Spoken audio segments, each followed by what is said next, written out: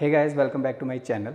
Apart from vlogs, today I am going to talk about English speaking test. I will give you some tips about how to introduce yourself in English speaking test. I have taken IELTS exam 4 times and I will tell you about some basic things like how to start IELTS exam and how to give a great impression, first impression at the examiner. So let's get started.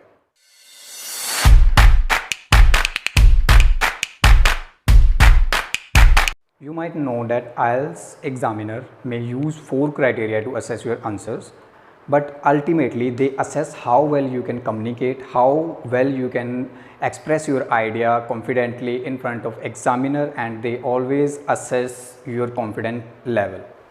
So you don't need to be very complex, you need to be very natural. Let me tell you how should you start at the beginning and how can you behave to look like natural. You would be waiting to corridor for examiner to call you to get in the examination room. When you enter the room, just say hi or hello. If you say good afternoon, it seems really very formal. People don't use until they give any presentation or other formal meetings. Apart from this, just say hi and hello. There are two type of examiner.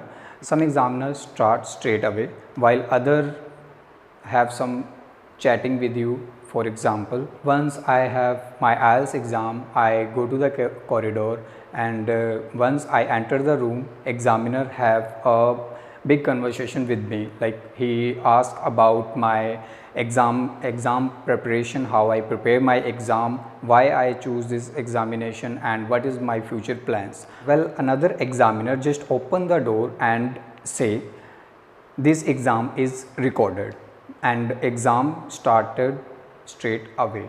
She did not even say hi or hello without recorded. All IELTS examination would be recorded, and the examiner would have a little tape recorder, and when they press the start button, the exam will be officially started along with the recording, and he or she say this exam is recorded. And the first step is quite easy, and the next or the third step would be little bit tricky, or we can say hard. At the very beginning, they will start with several questions. The first question is, what is your name? So it is a very basic question. You don't need to be very worded. You just need to say, like I could say, my name is Deepchand Chauhan. I would answer the name which is mentioned on my passport. So you also need to say the full name which is mentioned on your passport. Like I can say, it's Deepchand Chauhan. My name is Deepchand Chauhan. The both sentences are correct. Then the next question is, how may I address you? Like meaning the interviewer want to know what name should he or she use to address you. So some people have different names, some people have nicknames, some people have their first name as a nickname. So you can say anything like, my name is, you can call me Deep, or you can simply say you may address by my first name Deep. So both answer are correct. You can pick anyone, like if you have different name at your house, then you can use their nickname. You can use these name at the time of interview. After that, the examiner will ask to see your identity. Like he or she will say, can I see your passport? You can simply say, sure, here it is. You don't need to be very worded, like yeah, sure, here is my passport, you can see, and all. Students sometimes use many words to impress the interviewer. Remember, we don't need to impress our interviewer, we just need to say the answer correctly and confidently. So you can say, sure, here it is. Both the answers are correct. After that, the interviewer may ask about your hometown, your city, where are you living. So he can simply say, where are you from? So there is a lot of answer for the same. Like I could say, I am from Bathinda, which is a city of Punjab. Or I can say, I am from Bathinda, which is a beautiful city of Punjab. or one another answer is I belong to Bathinda, which is a city of Punjab, and it is situated in northern part of India. So these all answers are correct. We don't need to be use very complex answer. We just stick to the point and give the correct answers.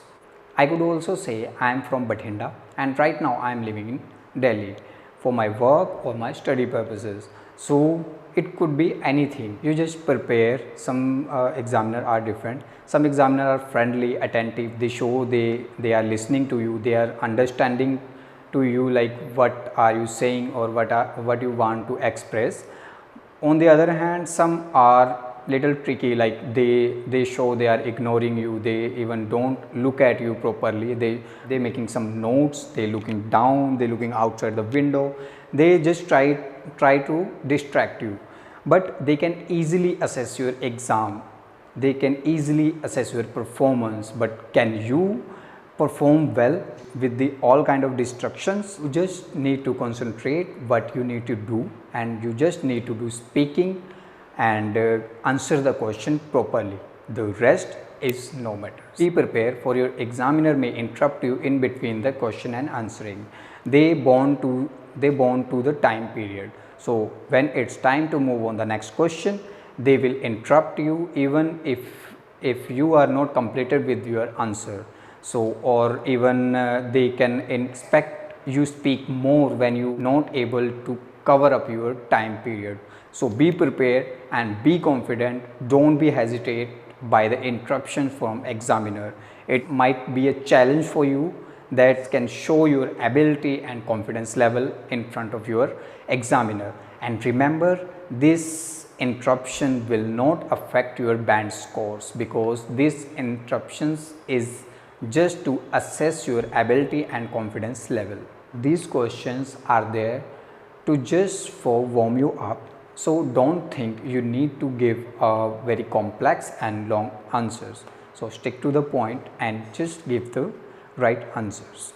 Just give 2 or 3 sentences. It is more than enough. This general question is being asked to you for collecting some information about yourself, and after collecting the information about yourself, they will start with part 1, and the part 1 will be about your family, your profession, your home and your hometown.